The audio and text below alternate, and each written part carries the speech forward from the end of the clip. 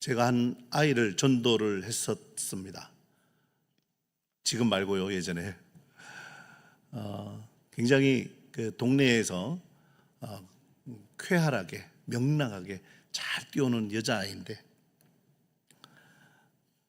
이 아이가 한 7살, 8살쯤 됐나요? 여자아이인데요, 교회란 말도 들어보지도 못했고 또 한 번도 교회를 나가보지를 못했어요. 7년 8년 인생에 그랬겠죠. 그래서 교회를 한번 데려왔습니다. 저보고 자꾸 아저씨 아저씨 하는 거예요. 제가 아저씨잖아요. 아저씨 아저씨 하더라고요. 그래서 이건 호칭은 좀 가르쳐야 되겠구나, 배워야 되겠구나. 그래서 자 봐라, 나는 이 교회의 목사님이야. 그러니까 이제부터 날 뭐라고 불러야 되겠어? 목사님요. 야 그래, 다음 주부터는 나 목사님이라고 부르자. 아이들의 기억이 일주일을 못 가더라고요. 다음 주에 만났는데 아침에 차를 타고 오는데 또 아저씨라고 부르는 거예요. 그래서 제가 이거는 반복을 해야 되겠구나. 그래서 반복을 하는데 제일 좋은 거는 연상을 시켜주는 거거든요. 연상을. 그래서 제가 지희야, 아이고 실명이 나왔네요. 자, 네. 지희야,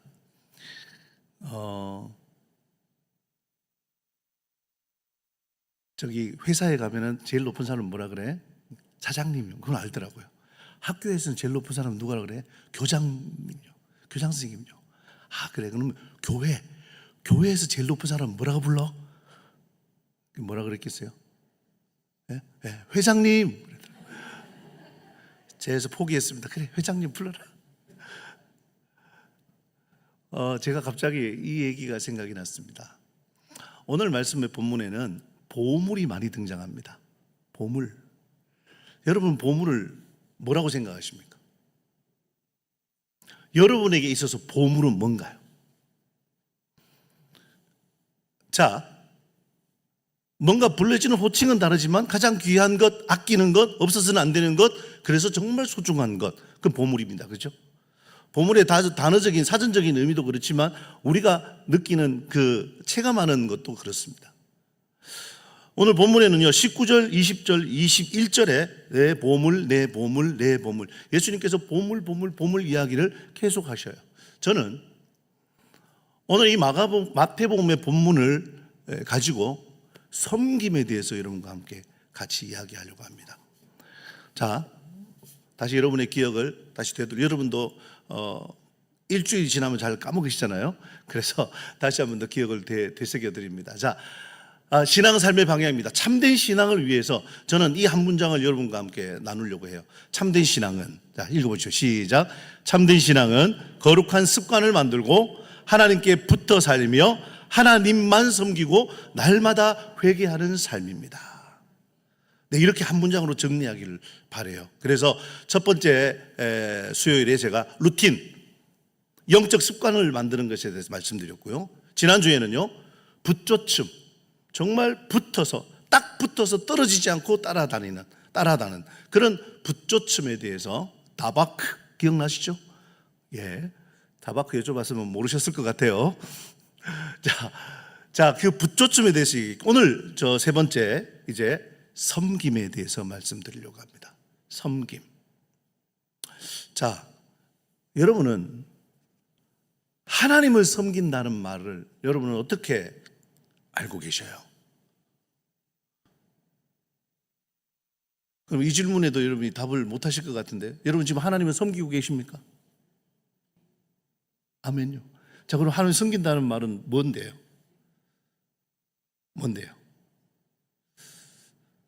성경이 말하는 섬김에 대해서 오늘 여러분과 함께 나눌 텐데, 그 안에 두 가지 아주 큰 의미가 담겨 있습니다. 이거부터 먼저 말씀드리고 시작할게요. 참된 예배와 삶의 주권이요. 우리가 섬긴다라고 말할 때에 헌금을 많이 한다, 봉사를 한다, 뭐 이런 것들이 가시적인, 눈에 보이는 섬김이기도 하지만 그 정말로 그 본질, 그 중심에는 뭐냐 하면 예배, 참된 예배. 여기서 우리가 참된이라고 말할 때는 성경은 뭐라고 표현했냐 하면 예수님은 영과 진리로 이렇게 표현하셨어요. 거기에다가 우리의 삶의 주권을, 그러니까 내 주인이 누구냐 하는 그 문제를 섬김이라는 이 문제에서 여러분과 함께 같이 다루어 보려고 합니다. 그래서 오늘 목표는 이거예요. 저와 함께 오늘 이 수요일 이 시간 함께 목표는 나는 하나님을 섬기고 있구나. 이게 여러분 머릿속에 분명하게 내가 지금 이 말을 하는 것은, 내가 지금 이 행동을 하는 것은, 내가 지금 이 장소에 있는 것은 하나님을 뭐 하는 거다? 섬기는 거다. 이게 분명해지는 것이, 이 하나님을 섬긴다는 것이 오늘 이 밤에 여러분 심령 안에, 여러분 마음 안에 분명해지시기를 주님의 이름으로 축원합니다. 자, 그러면은 이 구절을 다시 한번 보셔야 돼요.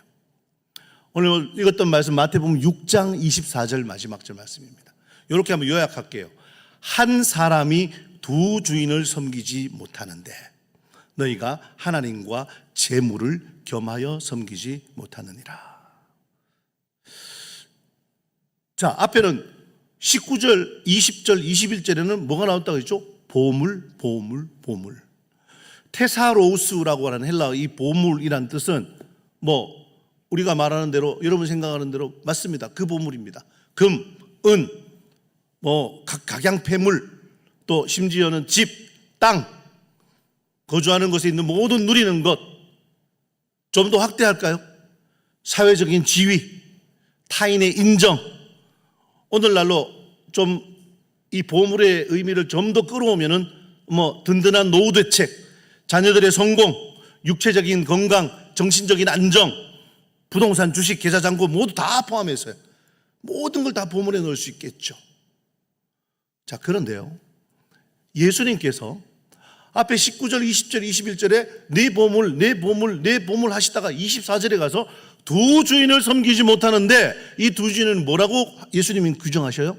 한 주인은 하나님, 한 주인은 재물.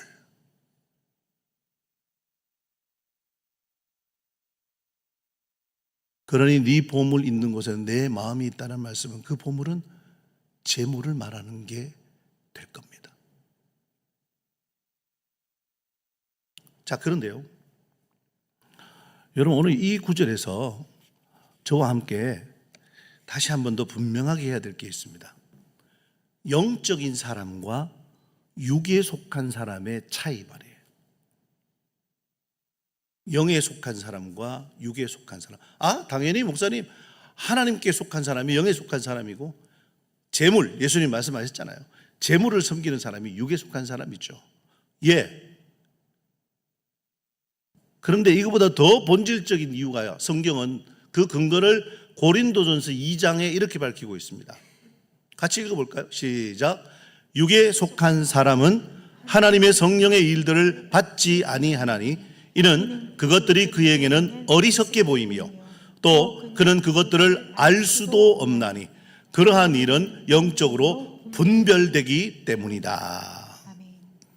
자, 영적인 사람과 육에 속한 사람의 가장 큰 차이는 뭐냐 하면 영적인 것에 대한 이해력이 있어요. 이게 영적인 거구나. 이건 영적인 게 아니야. 이런 이해도요. 어떠한 사건이 일어났습니다. TV에서 뭔가 재난의 일이 하나 터졌어요. 자, 이거를 안 됐다, 이렇게만 여기실 건지, 아니면 그 이면에 그 사건을 통해서 무언가를 알려주시려는 그런 하나님의 의도와 하나님의 뜻이 있는지. 여러분, 영적 이해도라는 것은요, 영적 무지가 있으면 이해도가 많이 떨어집니다. 그러니 여러분, 육에 속한 사람과 영적인 사람을 나누는 가장 큰 차이는 바로 이 영적 무지라는 사실이요. 제가 오늘 여러분과 함께 이 영적 무지에 대해서 한 번 더 살펴볼 것은, 이 영적 무지에 대해서 가장 실감하고 가장 통감한 사람이 누구냐면 바로 사도 바울이기 때문에 그렇습니다. 인간이 하나님 앞에서 범하는 모든 죄와 모든 불순종, 거역, 그 근본에는 영적 무지가 있습니다. 영적인 세계를 몰라요. 이 영적 무지를 가장 가슴 깊이 통탄하게 여겼던 사람이 바로 사도 바울인데, 디모데전서 1장 13절에 그의 영적 아들인 디모데에게 편지하는 바로 그 첫 번째 편지의 그 앞부분에서 사도 바울이 그 자신을 향해서 뭐라고 말하는가 한번 보십시오. 제가 읽어볼게요. 내가 전에는 비방자요 박해자요 폭행자였으나 도리어 긍휼을 입은 것은 내가 믿지 아니할 때에 알지 못하고 행하였습니다. 뭐죠? 바울조차도 자신의 끔찍한 그 아주 끔찍한 비방자요 박해자요 폭행자였던 그 끔찍한 과거가 알지 못하면서 난 몰랐어요. 영적 무지에서 비롯됐다는 것을 바울도 고백하고 있다는 거예요. 자, 그런데 여러분, 여기에서 끝나면 사실 육에 속한 사람, 영에 속한 사람 너무 이렇게 딱 갈라놓고 끝나는 거잖아요. 성경은 그걸로 끝내지 않습니다. 우리에게 이 영적 무지를, 이 영적으로 이해하지 못하는 영적 무지를 극복하기 위해서 하나님이 주신 세 가지 선물이 있어요. 성경에 분명하게 드러나 있습니다. 사도 바울이 에베소 교회에 편지하면서 에베소 교회 교인들에게 이 에베소 교회 교인들의 영적 무지를 해결하기 위해서 정말 무지하게 애를 썼거든요, 사도 바울이. 자, 에베소서 1장 17절로 19절에 보면 쭉 한번 읽어볼까요? 너무 작아서 안 보이시나요? 보이셔요? 한번 읽어볼게요. 시작. 우리 주 예수 그리스도의 하나님 영광의 아버지께서 지혜와 계시의 영을 너희에게 주사 하나님을 알게 하시고 너희 마음의 눈을 밝히사 너희 그의 부르심의 소망이 무엇이며 성도 안에서 그 기업의 영광의 풍성함이 무엇이며 그의 힘의 위력으로 역사하심을 따라 믿는 우리에게 베푸신 능력의 지극히 크심이 어떠한 것을 너희로 알게 하시기를 구하노라. 바울의 간절한 기도입니다. 바울이 에베소 교인들을 생각하면서 한 기도라고요. 근데 뭘 기도하는 거죠, 바울이? 알게 하시기를 구합니다. 여러분의 영적 무지가 해결되기를 원합니다. 그런데 해결되는데 여기 세 가지 방법이 있어요.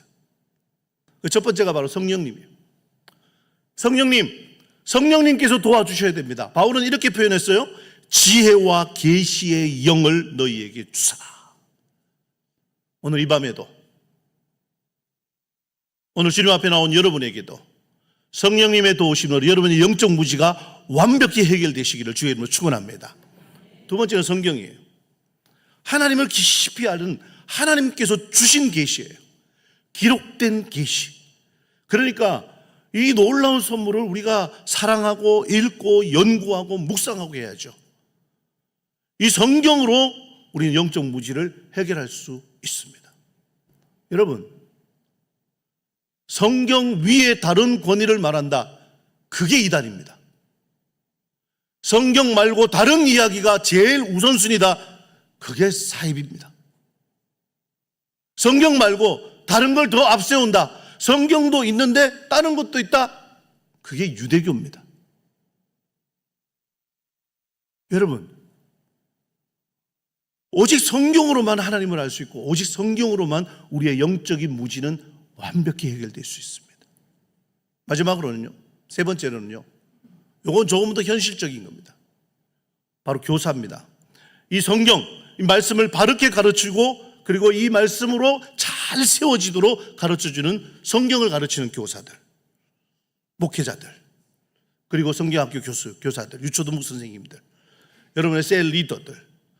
여러분, 교회 안에서 먼저 성경을 알고 믿고 공부하고 연구하고 깨달은 사람들이 또 다른 사람들을 가르치도록 성경의 질서를, 교회의 질서를 만들어 두셨다라는 사실이죠. 이 영적 무지를 극복하기 위해선 여러분 꼭 기억하셔야 됩니다. 성령님의 도우심을 구하셔야 되고, 그리고 그 도우심으로 성경을 사랑하고 읽고 연구하고 묵상해야 될 거고, 그리고 말씀을 바르게 가르치는 교사들의 가르침을 받아서 그들의 가르침을 사랑하고 존경해야 합니다. 자, 이런 영적 무지가 딱 해결되도록 성경은요, 우리에게 보이지 않는 영적 세계이지만 이 보이지 않는 영적 세계를 우리 눈에 딱 보이는 그런 일상으로 번역을 해놨어요. 한 세 가지 정도 예를 들어볼까요? 저 에베소서 말씀 다 아시죠? 술 취하지 말라. 이는 방탕한 것이니 오직 성령의 충만을 받으라.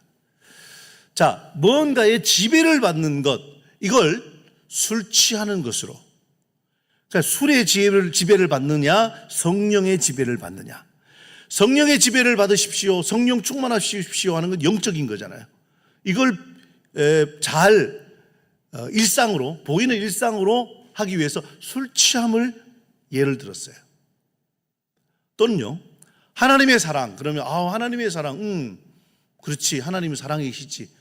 그런데 이 영적인 하나님의 사랑을 설명하기 위해서 성경은 어머니의 사랑을, 심지어 구약 성경에는 어머니는 버릴지라도 나는 너희를 버리지 않겠다, 그렇게 말씀하시죠.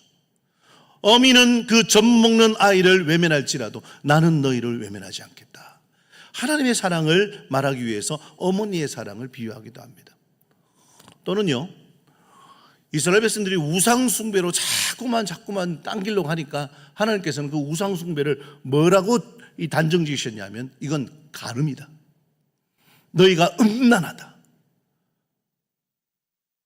하나님을 떠난 우상 숭배를 설명하기 위해서 실제로 아내를 버리고 남편을 버리고 다른 여인과 다른 남자를 취하는 그 간음을 가지고 이렇게 설명을 하셨습니다. 그래서 이 영적인 진리는요, 우리가 가장 익숙한 현실의 언어를 통해서도 깨달을 수 있다는 것이 바로 성경의 가르침입니다. 자, 그렇다면요, 우리가 이 영적 이해를 돕기 위해서 좀 더 익숙한 것들을 들어 쓴다면은, 여러분, 같은 원리로 오늘 마태복음 본문에서는 하나님을 섬기는 것을 설명하기 위해서 뭘 쓰냐 하면은 이 지배와 통제의 원리거든요. 지배와 통제의 원리요. 술 취하는 것에 대해서 지배와 통제의 원리가 좀 더 쉽게 옵니다. 얼마 전만 해도 그 법에서도 술 먹고 저지른 잘못을 좀 관대하게 되었습니다. 관대하게요. 그런데 술의 지배를 받는다는 것, 술의 힘을 입어서 뭘 한다는 것, 사실 그것도 범죄거든요. 요즘은 이제 법에서도 그거 허용하지 않습니다. 심신미약, 음주로 인한 심신미약, 예전엔 그런 주문들이 많았는데 아니요, 이제는 싹 사라졌습니다. 성경이 술의 지배에 대해서 말하는 것은 바로 성령의 지배를 설명하기 위함입니다. 마찬가지로 오늘 저는 여러분과 함께 이거 나누려고 해요. 어떤 외부의 강력한 힘이 내부의 통제권을 쥐는 상태, 이게 바로 섬김입니다. 좀 어렵죠?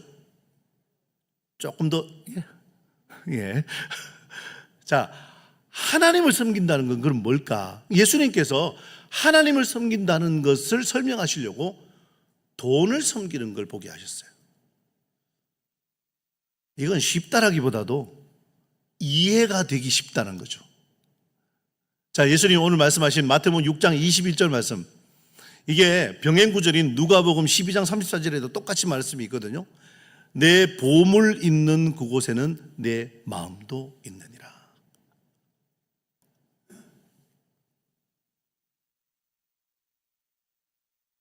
자, 이제 제가 돈을 섬기는 사람의 삶의 궤적을 설명을 드릴 텐데,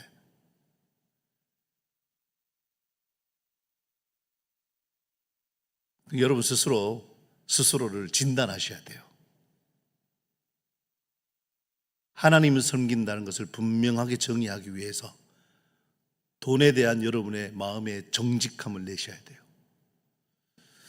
자, 볼게요. 제가 단어를 약간 바꿉니다. 이제 돈을 예배하는 삶의 궤적이에요. 돈에는 영향력과 기준과 지배와 희생이 있습니다. 여러분, 어린아이 시절에 정말로 아주 어릴 때는 그 아이를 지배하는 건 뭔가요? 돈인가요? 돈인가요? 아니요. 500원짜리 하나를 얻기 위해서 5만 원짜리를 거부하는 애를 제가 봤습니다. 동그란 500원짜리가 그에게는 최고예요. 돈의 가치를 모르는 거예요. 돈의 영향력을 모르는 거죠. 왜죠? 그 돈이 그 액수가 커질수록 얼마나 거대한 힘과 위력을 가지고 있는가를 아이는 아직 깨닫지 못한 거예요. 어느 순간 돈이 기준입니다. 왜죠? 비싼 건 좋은 거니까요. 삶을 선택하는데 잣대가 되어버립니다. 돈이요. 우리가 생각하는 기준이 바로 그거였습니다.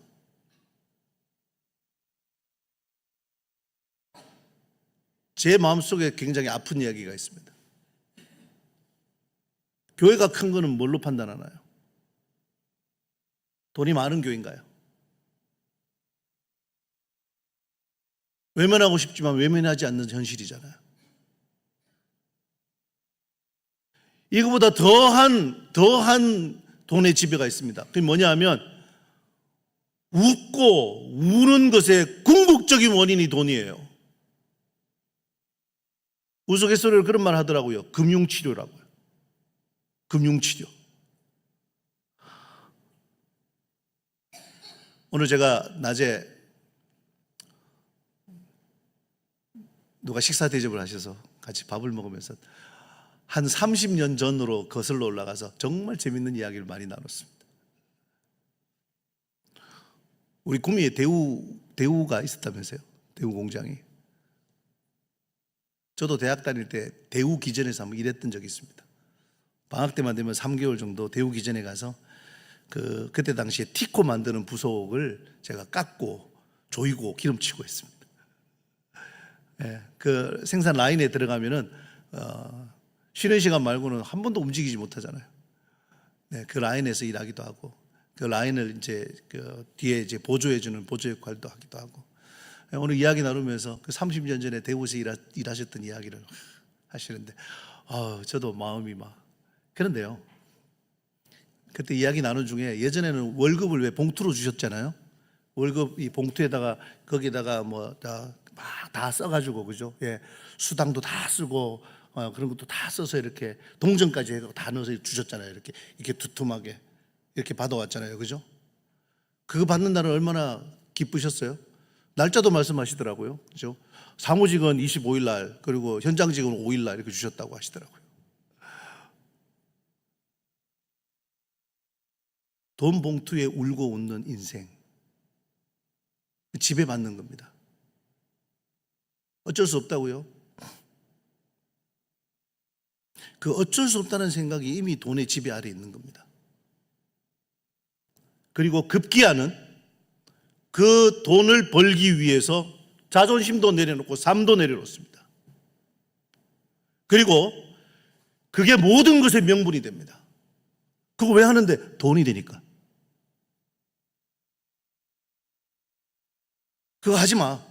그 길은 절대 가지 마. 왜요? 돈이 안 되잖아.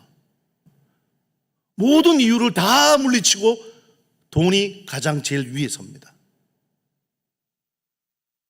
이쯤 되면요, 돈은 수단이 아니라 주인이 되는 거죠. 여러분 스스로를 한번 정직하게 진단해 보시죠. 여러분 지금 돈의 영향력 아래 살고 있습니까? 여러분의 기준이 돈 아닙니까? 나의 웃음과 나의 울음을 온통 지배하는 것이 돈 아니던가요? 결국 그것 때문에 내려놓고 포기하고 모든 명분이 돈이 되지 않던가요? 이런 이런 모습을 한마디로 말하라 그러면 돈을 섬기는 겁니다. 자, 이제 마음을 펴시고 이제 한순간에 바꿔보시죠. 한순간에. 어떻게요? 그냥 한순간에 돈 대신 하나님만 넣으면 돼요. 돈 대신에 하나님만 쑥 넣으면 돼요. 하나님이 절대적이시니까 모든 것의 영향력은 하나님 거예요. 기준요? 내가 뭘 선택하든지, 내가 어디를 가든지, 내가 어떤 결정을 내리든지 하나님이 기준이에요. 하나님이 기뻐하실까? 이거 하나님이 좋아하실까? 이건 하나님께서 합당하게 여기신 것일까? 제가 이 질문에서 저도 사실 많이 생각하고 무너졌습니다. 나는 하나님 때문에 기뻐하나? 나는 하나님과의 관계가 끊어진 것 때문에 슬퍼하나? 내 기쁨과 슬픔의 이유는 뭐지?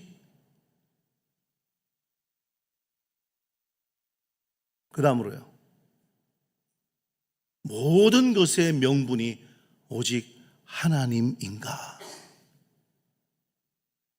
하나님 때문에 희생하고 하나님 때문에 내어드리고 하나님 때문에 모든 것을 던질 수 있는, 그러니 하나님의 다스림을 내 기쁨으로 받아들이는 삶이 바로 나인가?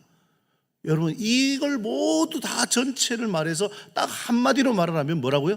하나님을 섬긴다라는 거예요. 그러니까 하나님은 종교의 대상이 아니에요. 삶 전체를 이끄시는 주인이 되시는 거예요. 오늘 이 사실을 하나만 붙들면, 여러분 지금 여러분이 하고 있는 일, 여러분이 가고 있는 바로 지금 이 일, 이게 지금 하나님을 섬기는 건가 다른 것을 섬기는 건가가 분명하게 드러납니다. 자, 오늘 여러분은 여러분의 집 가정에서, 직장에서, 우리 청년들은, 학생들은 학교에서, 혹은 여러분의 개인적인 시간과 또 여러분이 가진 물질, 지금 누구의 지배를 받고 있습니까? 무엇의 지배를 받고 있습니까?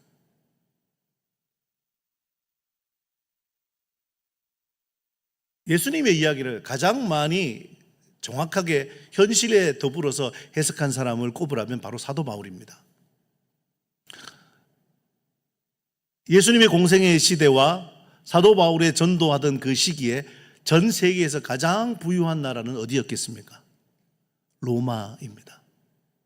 사도 바울은 가장 부유한 도시요, 세계의 가장 중심지인 모든 길은 로마로 통한다라고 했던 바로 그 시절에 로마에 있는 그리스도인들에게 편지하면서, 그 편지가 무슨 편지죠? 로마서요. 로마서의 가장 클라이막스는 어디냐면 로마서 12장입니다. 로마서 12장 1절을 이렇게 적고 있죠. 이 말씀 한번 읽겠습니다. 자, 시작. 그러므로 형제들아, 내가 하나님의 모든 자비하심으로 너희를 권하노니 너희 몸을 하나님이 기뻐하시는 거룩한 산 제물로 드리라. 이는 너희가 드릴 영적 예배니라. 결국 예배입니다. 제가 하나님을 섬기는 것에 대해서 여러분과 함께 나누려고 묵상하다가 구약 성경에 하나님을 섬긴다 혹은 예배라는 단어를 찾아봤는데 그 단어가 아바드라는 히브리어예요. 근데 이 아바드라는 히브리어가 어디서 더 강력하게 쓰였냐면 출애굽기 8장과 9장에서 강력하게 쓰였어요. 뭐냐 하면 모세가 바로 앞에 가서 말합니다. 내 백성을 하나님께서 나가라 하십니다. 광야로 나가라 하십니다. 왜요? 뭐 하라고요? 예배하라고요. 그런데 출애굽기 8장 1절과 출애굽기 9장 1절에 똑같이 이렇게 적혀 있습니다. 내 백성을 보내라.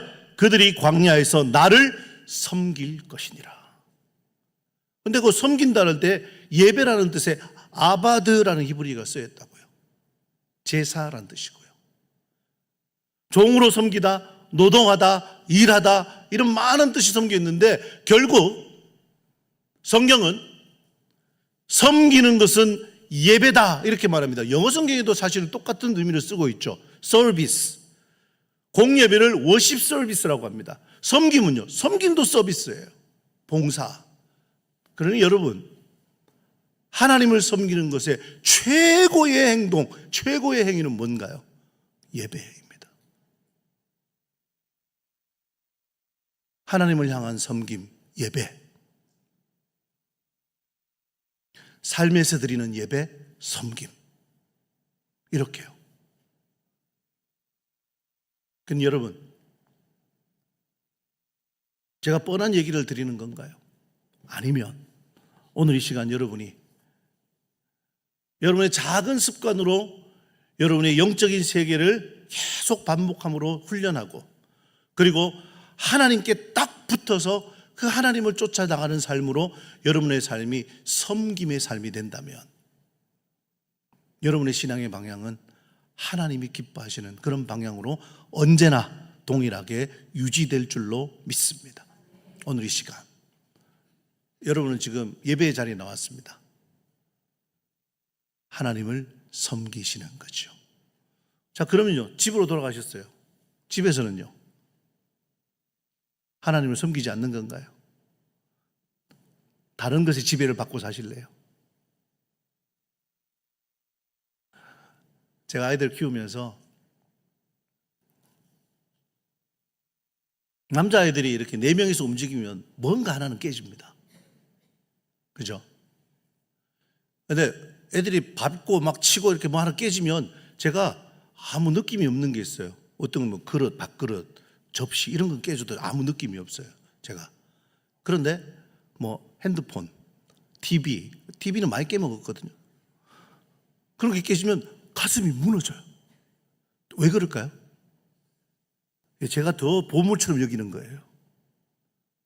제가 뭘 말씀드리고 싶냐면, 여러분, 내 감정이 움직이는 거, 그걸 여러분 주인으로 섬기고 계신 거예요. 한 번은 저희 집에서 정말 큰 맘 먹고 산 50인치 TV가 하나 있어요. 평면 TV가 하나. 그게 어느 날 켜보니까 화면이 반만 나오는 거예요. 그래서 제가 하나하나 불러다가 신문을 했죠. 첫째 너냐? 아니래요. 그럼 누가 했는데? 모른대요. 둘째 너냐? 아니래요. 근데 누가 했는지 알 것 같아요. 그 누구냐? 셋째일 것 같은데요. 셋째를 부른 너냐? 아닙니다. 예? 예, 막내가 그랬습니다. 가슴이 찢었어요. 아니 여러분, 근데 그냥 그건 조금 아까울 뿐이에요. 누가 더 귀해요? TV가 더 귀한가요? 아니, 우리 애가 더 귀해요. 여러분, 여러분의 삶의 궤적을 가만히 들여다보세요. 정말 소중한 거, 진짜로 소중한 거, 뭐 때문에 화를 내는지 정말 잘 생각해 보세요. 그러면요, 여러분 아이들에게는, 사실 자녀들에게는 화낼 게 없어요. 그보다 더 중요한 게 뭐 있는데요? 교회 안에서요, 여러분이 뭔가 분노할 거리가 뭐가 있나요? 예수님보다 중요한 게 있나요? 영혼보다 중요한 게 있나요? 십자가보다 더 사랑해야 될 게 있나요? 아무것도 없는데 여러분 자꾸만 그 순위를 자꾸 바꾸고 있어요, 여러분. 마치 돈을 섬기는 것처럼요. 오늘 예수님께서는 정말 소중한 예수님의 산상수훈 가장 그 중간에 한 사람이 두 주인을 섬기지 못할 거다.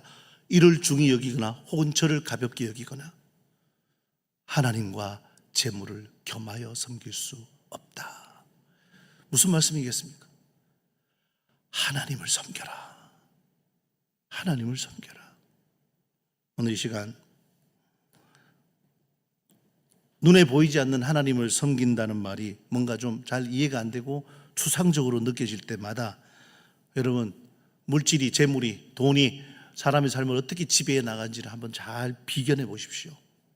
무엇 때문에 울고 웃는지, 무엇에 지배를 받는지, 무엇 때문에 내 자존심까지 내려오는지를 가만히 생각해 보십시오. 그래서 오늘 이 시간 돈보다, 물질보다, 부동산보다, 주식보다 오히려 하나님 한 분이 더 내게는 가장 값집니다. 그것을 고백뿐만 아니라 여러분의 삶으로 증명해내는 저와 여러분 다 되시기를 주님의 이름으로 축원합니다.